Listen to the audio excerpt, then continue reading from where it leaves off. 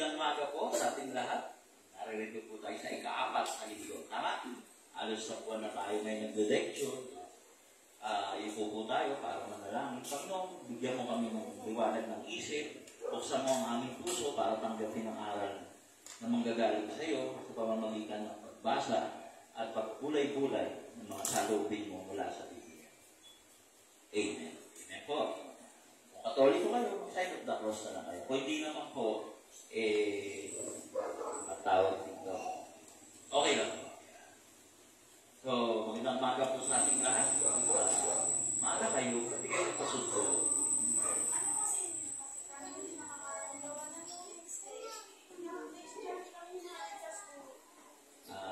Coordinate na lang kayo. Kasi dito pong gamutan natin dito, singit ko lang po ay libre. Actually, yung mga pasyente po dito, isinusundo pa kung malapit lang. At inahatid din kung malapit lang. Ano po yung malapit? Kung taga Pampanga kayo, malapit po yun. No? Pangasinan, malayo na yun. Hindi po, yung sabihin nyo mga nakarating lugar lang. Okay? Dito po, gamutan na libre, may anaiha, wala na. Okay. Na, ano tawag dito? So, yun, nakalive tayo. Okay. So, may mga question and answer po kanina po. So, ngayon, lecture po tayo. Kung may tanong, pwede pong tumanong. Magtanong. Okay. Mula sa Lucas po, no? Libro ng Lucas, no? Kabanata 1, versikulo 35. Ito po yung usapan ng Berhen ni Maria. No? Bakit po Maria? Sa Thursday, birthday niya po. Okay, sumagot ang anghel. Sa iyo ang banal na espiritu, sabi niya kay Maria, at lililimang ka ng kapangyarihan ng kataas-taas ng Diyos. Kaya ang banal na sanggol, ay papanganak mo ay tatawaging anak ng Diyos. Tawid po tayo sa Lucas, same chapter, pero verse 38. Sumagot si Maria, alipinin po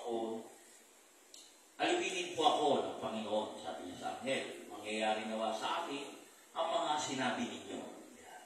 At iniwan na siya ng anghel. Okay. So, birthday ni Maria. Sino ba si Maria? Siguro kailangan ipakilala mo na natin si Maria kasi konti lang ang alam nyo, maliban sa siya, ina ni Kristo, tama po ba? So, sino ba si Maria? No? Ano ba ang buo niyang pangalan? May apelyido ba siya? Kasi maraming Maria, di ba? O di ba si Mary Magdalene, no? O Magdala, di ba? Meron Magdalene, Magdala. Si Maria po, ang tawag po sa kanya ay Mary Bat Joaquin. Okay, bakit po? Yung Bat po is ibig sabihin anak na babae, daughter of. Kaya may Bat. At ang tatay niya po ay si Joaquin, no? So, kaya po pag sinabi, ako si Maria, anak ako na babae ni Joaquin. Yan po yun. Kaya Bat Joaquin. So, yan po, yung pag-uusap na yan, siya po ay edad between, not eksakto po, no, between 12 to 16, dahil ang Jewish tradition, Jew po siya, Hudyo po siya, dapat pag 12, inaayos na yung pagpapakasal mo. So, kaya po, medyo tayo, matanda na tayo ngayon sa makabagong panahon. So, probably, sabi po ng mga scholar, 14 anyos po siya, no? Pero, ang kakaiba po, siya po ay isang berhen. Isang berhen, no? Di po ba, para magbuntis tayo, kinakailangan natin ng sexual activity dun sa partner o magiging ama ng ating anak. Tama po ba? Pero si Maria po, kakaiba. Ito po yung anghel mula sa Lucas na 1. Sinasabi kay Maria na siya ay magbubuntis. Actually, meron na pong nabuntis na una, si Elizabeth, na kanyang pinsan, na nagbuntis sa katandaan niya. Okay, at ang pinagbuntis nun ay si Juan Bautista. So, magpinsan po si Maria at saka si Elizabeth, magpinsan din ikalawa si Juan Bautista at saka si Cristo. Okay, ano bakit kay Maria? No? Bakit siya ang pinili? Kasi po, si Maria po ay walang kasalanan. Yan po yun. Yung po yung talagang dahilan, no? Kaya siya po yung pinili. Pinili po dahil yung po yung paniniwala, si Maria po ay walang kasalanan. Kaya, malamang walang magiging magiging Maria sa atin, no? Kasi marami tayong kasalanan. Si Maria, wala. Diba? So, birin po siya hanggang ipanganak niya si Kristo. So, makatuwid, sabi po sa Matthew 25, no, hindi po sila nagkaroon ng pagniningig o pagsisiping ni Jose, na kung saan siya po yung naging asawa ni Maria, hindi sila nagsiping hanggang hindi pinanganak. Imagine niyo, virgin ng buntis, virgin ng dalang tao, virgin ng anak. So, kakaiba po talaga, no? So, hindi siya sinipingan. Sabi nga sa Matthew 1:25, hindi sila nagsiping hanggang hindi pinanganak. At Jesus nga pinangalan. So, ano pangalan ng mga magulang ni Maria? Ang pangalan po ng tatay niya ay si Joaquin nga. Si nanay naman niya, si Anne o si Ana. No? So, at asawa naman po niya, si Joseph ben Jacob. Okay. Sino naman si Joseph ben Jacob? Bakit po Ben? Ibig sabihin naman yun ni anak na lalaki. So, pag babae, ba? Pag lalaki, Ben. Tapos duduktok yung pangalan ng tatay mo. Nakuha niyo po? Kasi nung araw, walang apelyido eh. Either sasabihin mo kung taga saan ka, halimbawa sasabihin ko, ako si Anthony ng Parañaque o ng Pasay, kasi pareho doon ako galing. O sasabihin ko, anak ako ni Joe. Tama po ba? Yun po yung ibig sabihin nun. Okay, meron bang ano tawag dito? Meron bang mga iba pang mga bagay-bagay kay Maria, no? So marami po. Maraming alam nyo, no? Actually, naririnig ko nga po, no? May kapatid ba si Cristo kay Maria, no? Dalawa po yung haka-haka, no? Si Joseph o Jose ay isang byudo daw na meron ng anak doon kay Salome. At yun yung sinasabing kapatid na ni Cristo. So, sabi, no? Pero sabi naman, wala. Nagkaanak talaga si Jose at si Maria. So, regardless, yung po yun. May 4 siyang lalaking kapatid, 2 kapatid na babae. Pero wala namang kinalaman po yun sa pagbaba ng pagiging Diyos ni Cristo. So, ano pinaka-importante ng pagkakano? Sabi sa Lucas, no, sa iyo banal na espiritu. Okay? Sabi kay Maria, no, nililima ka ng kapangyarihan ng kataas-taas ng Diyos, kaya ang banal na sanggol na ipapanganak mo ay tatawagin anak ng Diyos. So, sa mga tweet, lahat po ay gustuin mo, kundi ka sa iyo banal na espiritu, the Holy Spirit ng Diyos, walang mangyayari. Nakuha po ninyo, you'll be talking, you'll be just acting by yourself. Siguro, yung na-experience mo po, no? Hindi mo nararamdaman yung presensya ng Diyos. Kasi parang iba. Tama po ba? So, ano kaibahan ni Maria, no? Ang sagot ni Maria, alipinin po ako ng Panginoon. Alipin. In full humility, hindi niya lang basta tinatanggap, kundi make me a servant of God. Servant of the Lord. Alipin. Ano ibig sabihin ng alipin? May question, hindi ka magtatanong. Maraming bagay na hindi mo gagawain. Yeah. So, sa mga tweet, kasi pag hindi ka alipin, yung trabador ka nga lang sa ano, dami mong tanong. Di ba? Minsan magpapay ka pa ng complaint. Sa labor, sa kung saan-saan. Dito, hindi. Pag sinabing alipin, ang alipin, hindi nagre-reklamo. Tama? Ano po yung ebidensya natin hindi nagreklamo? Sinong dalaga rito? Okay, wala. Sino pong dalaga sa inyo? Imagine mo, dalaga ka. Imagine mo, ikaw si Maria. Lumalaki ngayon ang chat mo.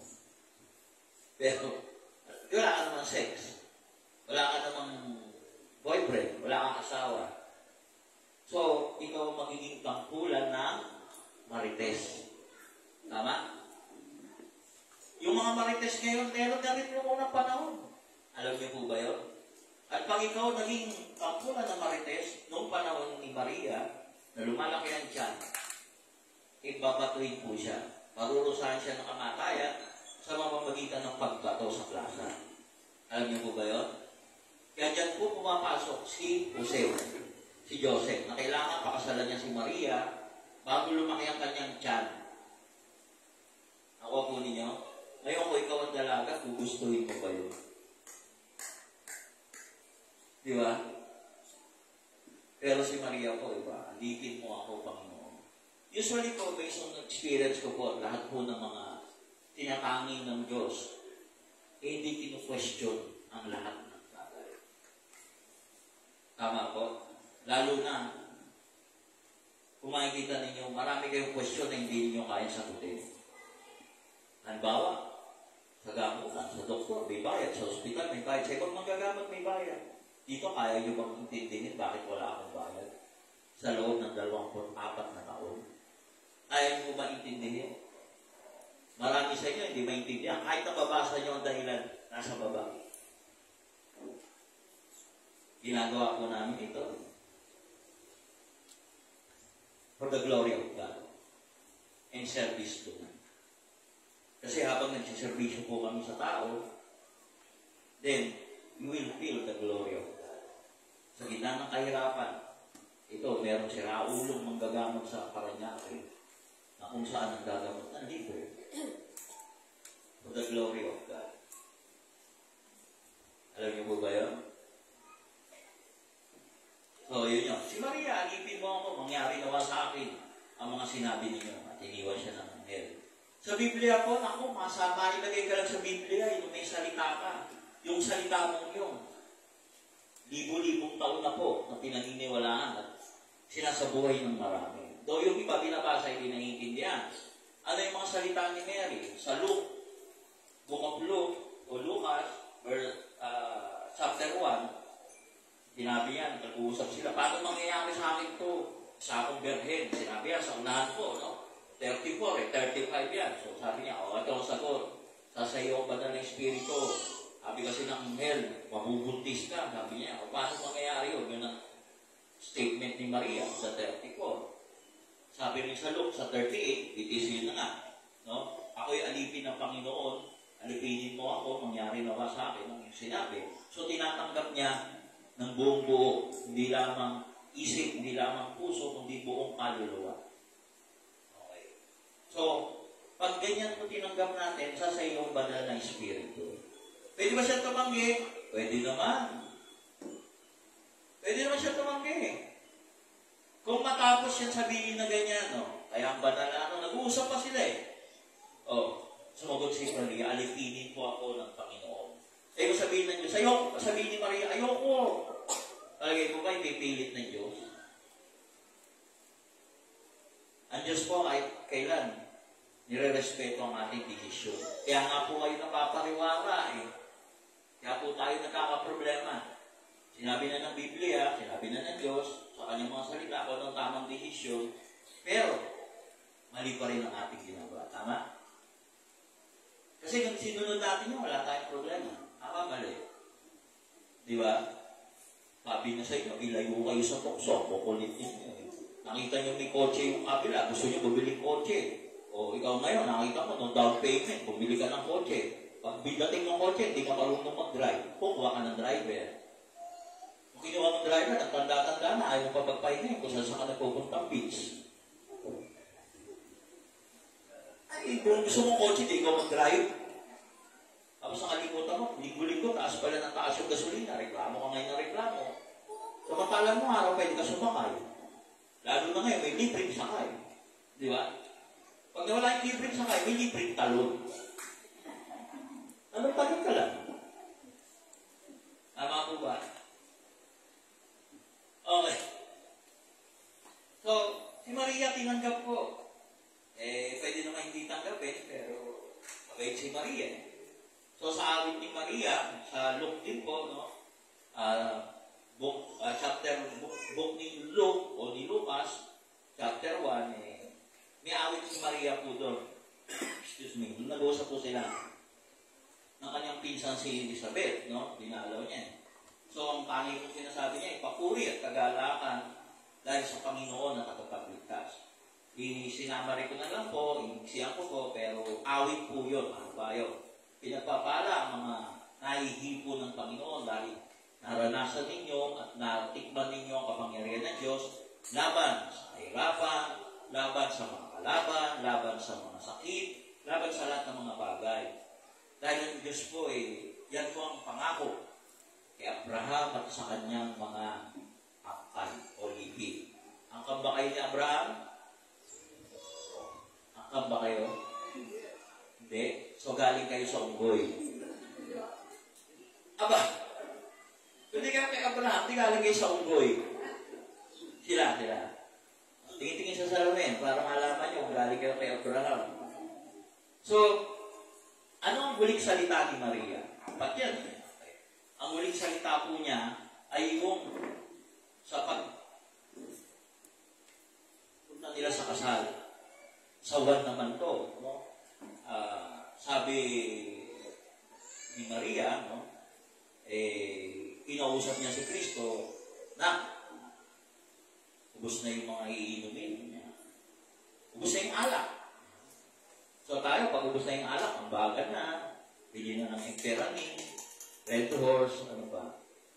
Gin Bulat, ano ba ba? Naroon sabi ni Kristo, hindi ko pa panahon. Kayo.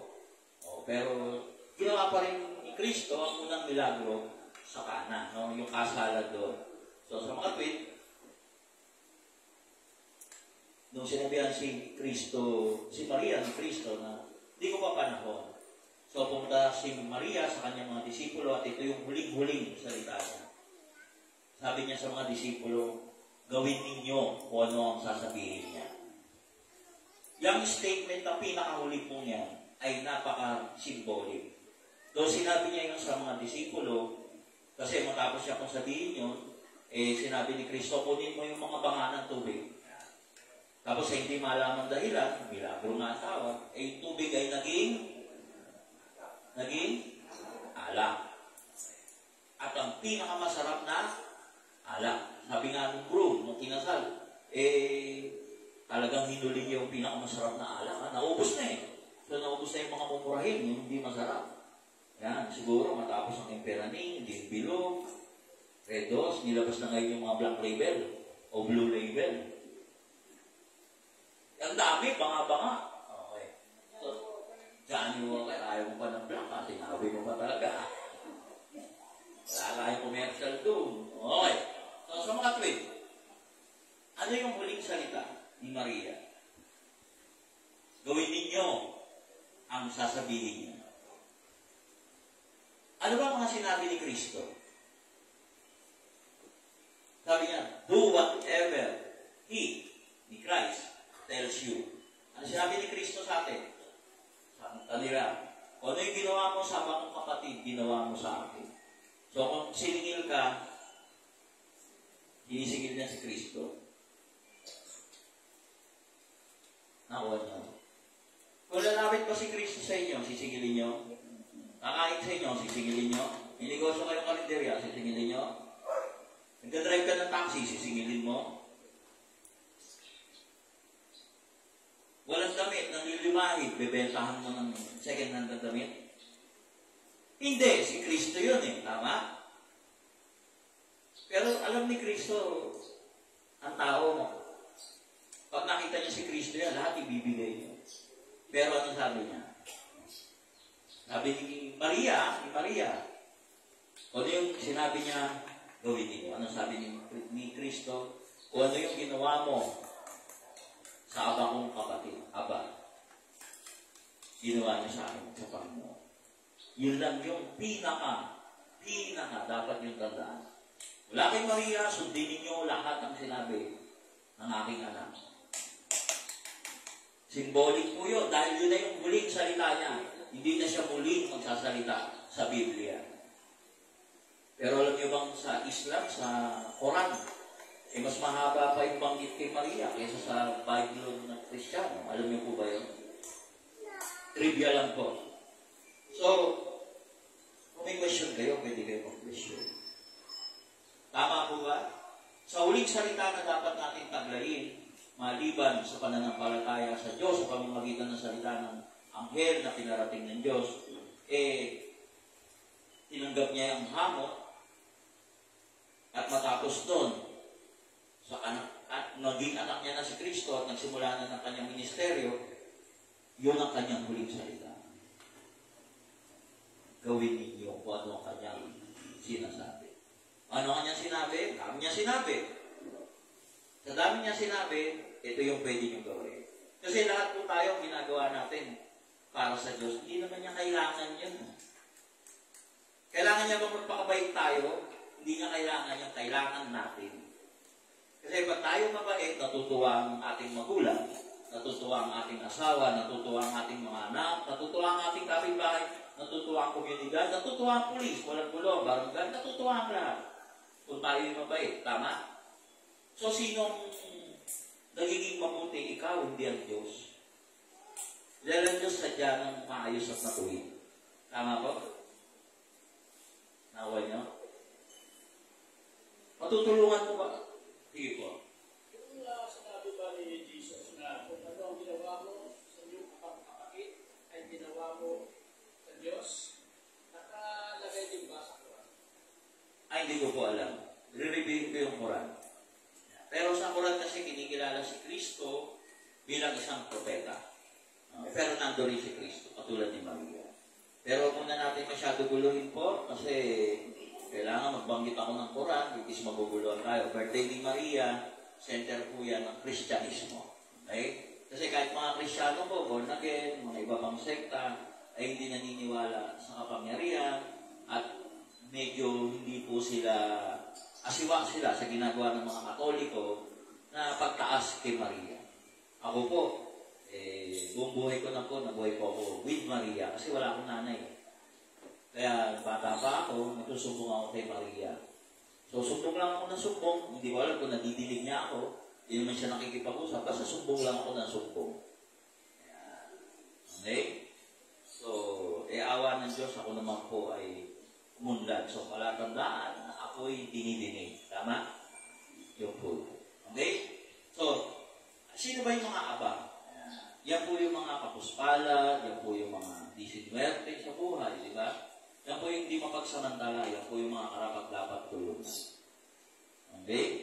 So, birthday ni Maria, sabi ko nga po, kung usapan po namin, makikita ninyo ang pista sa mga simbahan, sa mga kung saan kinikilala si Maria, ay grabe ang handaan. Pista talaga, tama po? Yan. Pero lahat po yan sa totoo lang hindi kailangan ni Maria. Ang kailangan po ni Maria ay yung ginawa ko rin sa iba mong kapatid. Ilang babae, ilang nanay ang nagbe-birthday na wala man lang cake o bumati. Sa mga simbahan, marami ang selebrasyon. Hindi lang cake ang daya, may lechon pa dyan. Lahat ng klase, morcon, lechon, ice cream, cake, dami niyan. At hindi naman si Maria ang kakain. Si Maria ba kakain? At ilan sa September 8 na babae, hindi nga Maria ang pangalan, mag-celebrate ng birthday, na wala man lang bumati. Kayo po ang lumagay sa Diyos. Ito, sa simbahan, hindi nagbigay ng lechon, nagbigay ng lahat. Ito, pinuntahan dahil narinig ang salita na ito, nagpunta sa isang babae, hindi nga Maria ang pangalan, pero birthday din. Sa September 8, walang handa, dahil mahirap, aba. Pero dahil narinig to, dinala ng lechong manok, ng tasty, ng pansit, simpleng bagay, di ba? Yung pansit, di naman kailangan mamahalin, laki mo lang eh. Lagyan mo lang ng repolyo, hindi na mukhang laki ni. Kumain ako sa isang restaurant, parang laki ni na yung pansit ngayon eh. Hindi ko nasasabihin ko, ano ha? Ganyan na ingay. Okay. So nakita po ninyo, ilan nakaisip nun? Bibihira. Kasi lahat ang gusto nyo, yung Diyos, yung Panginoon ang inyong bigyan. Kala nyo kaya nyo bigyan ng Diyos? Hindi. Alam ni Kristo yung, kaya nga sinabi ko, ano yung ginawa mo sa iba kong kapatid, siyang gawin mo sa akin. Tama? Tama po ba? So, hindi siya nangingi ng kung ano-ano. Isa lang hiningi niya, gawin mo tama kong kapatid. So, ano sabi ni Maria? Ulit salita niya, sundin ninyo, gawin ninyo, kung ano ang kanyang sasabihin. Ano ang kanyang sinabi? Ulit-ulit lang yun, balik-balik lang. Hindi na kayo maliligaw. Tama? Nangingiti ka, no? Nagdadiwanan pa sa iyong mundo. Maraming turo, mahirap intindihin. Paikot-ikot. Tama po? Kaya po ako, pag may mga tulong na binibigay sa akin, diretso. Yung mga tulong na yan pupunta sa iba. Sa abang kapatid. So, maaaring hindi nga kayo kundi sama-sama tayo ng tulong. Nakuha po ninyo. Hindi ko kinakailangan bumili ng sports car. Maningil at bumili ng sports car. Kasi kahit karito na sinasakyan ko, mahalaga makarating ako sa patutunguhan ko. Pero kinakailangan ko, meron ako sasakyan na pasundo sa inyo kung sa kayo nandun, lalo na pag umuulan. Lalo na pag wala kayong pamasahe. Tama? At walang bayan. Kasi kayo yung amang kapatid ni Kristo na pinili ni Maria, sundin ko kung ano ang kanyang sinabi. Tuk-tuk-tuk-tuk, di ba? O di dumunduktok sa akin at naputol yan sa iba. Aba na nga yung kapatid, may sakit na nga, wala na ng pera, siningil ba? Nakakalungkot. Ang layo ng tinanggalingan. Dito po, pag wala ako, tatawag sila sa akin. May pasyente galing sa malayo, pakainin nyo. Yan po ang bilid ko. Pakainin nyo. Hindi na nga natin magamot dahil wala ako, pakainin nyo. Kainumin nyo, pagpahingayin nyo. Bigyan nyo ng langis. O ano kailangan niya? At kaya natin ibigay. Bigay mo, wag lang yung bahay natin. Kasi pag uwi ko, wala na akong bahay. Pero totoo po yun. Hindi ako nagsisinungaling. Palagi ko po binibili niyan. Pag may pasyente, tatawag sila sa akin. O taga saan yan. O pag malapit, pabalikin mo na lang. Pag malayo, ano sakit? Mamamatay na ba? O bigyan na ka ba? O ano yung kailangan, di ba? Huwag lang yung bahay ko. Kasi pag uwi ko, wala lang bahay. Pero totoo po yan. Dahil sinusunod ko yung sabi ni Maria, kung ano yung sinabi ng aking anak, ni Kristo, gawin nyo. Ano sabi niya? So, sa mga tweet po, sa birthday po ni Maria, dasal tayo.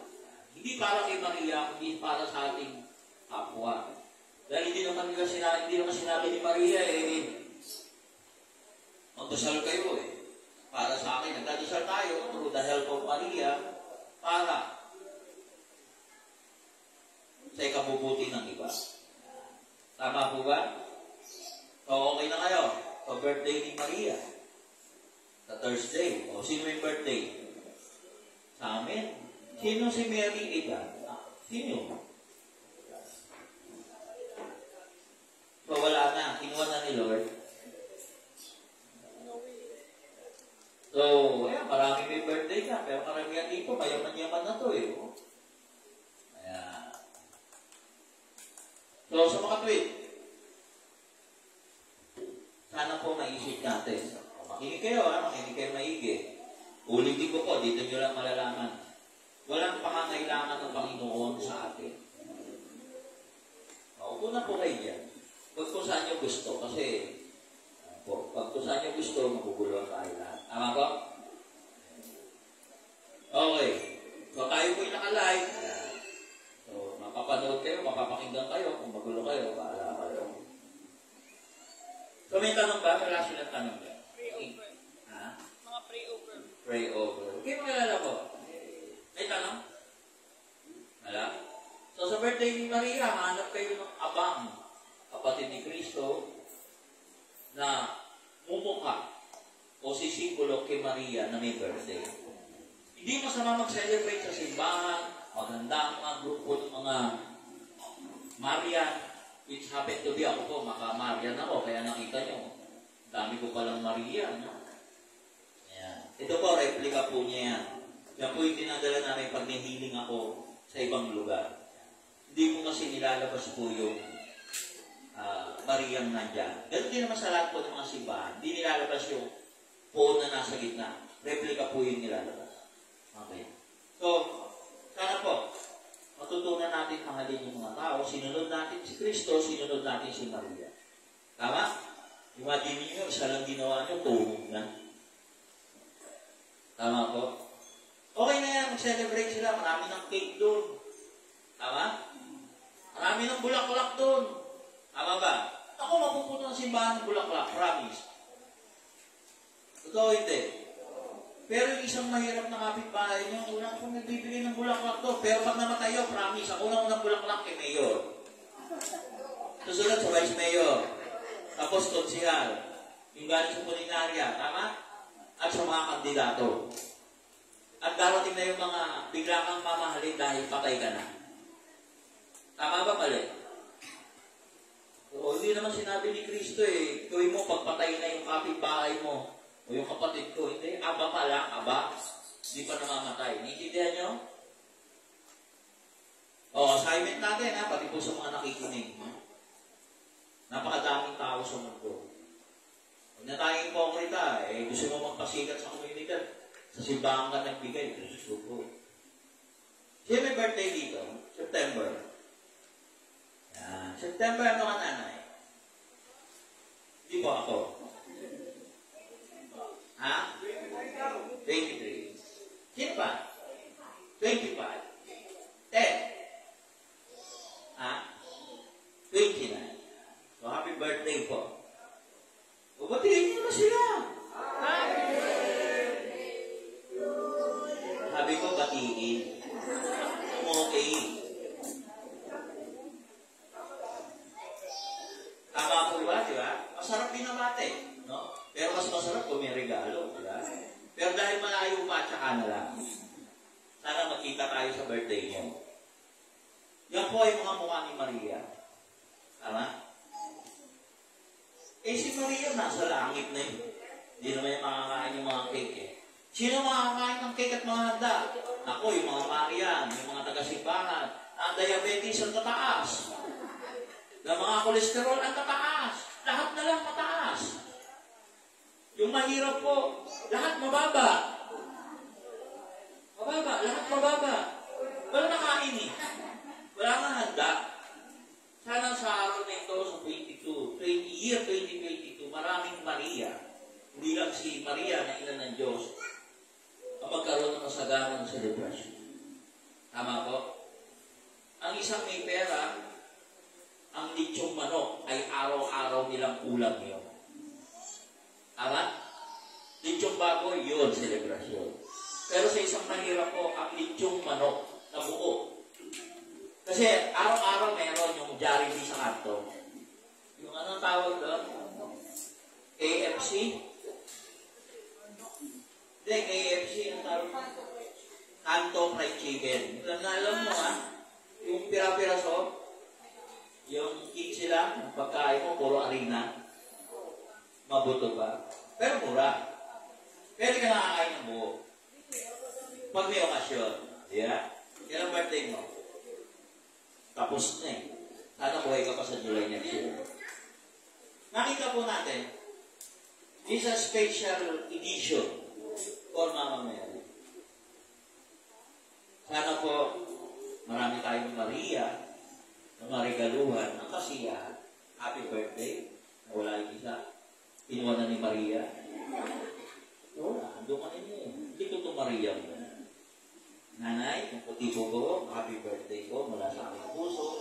Panalangin ko po, sana mabuhay kayo ng marami. Sana sa isang birthday nyo, matakpo yung healing day at saka birthday nyo. Ganun din po kayo, happy birthday ko. Mula sa aking puso, panalangin ko sa Diyos, huwag muna kayo puno.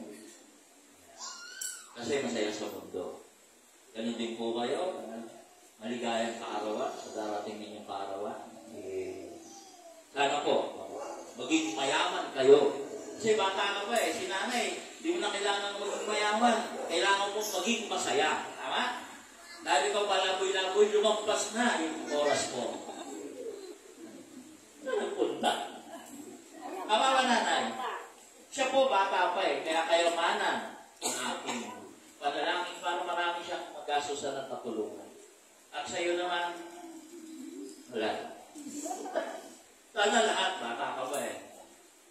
So nakita po ninyo, wala tayong gastos, talagang ramdam niyo yung panalangin ko na yan. Simple lang, parang ito kwentuhan lang, pero galing sa puso't kaluluwa.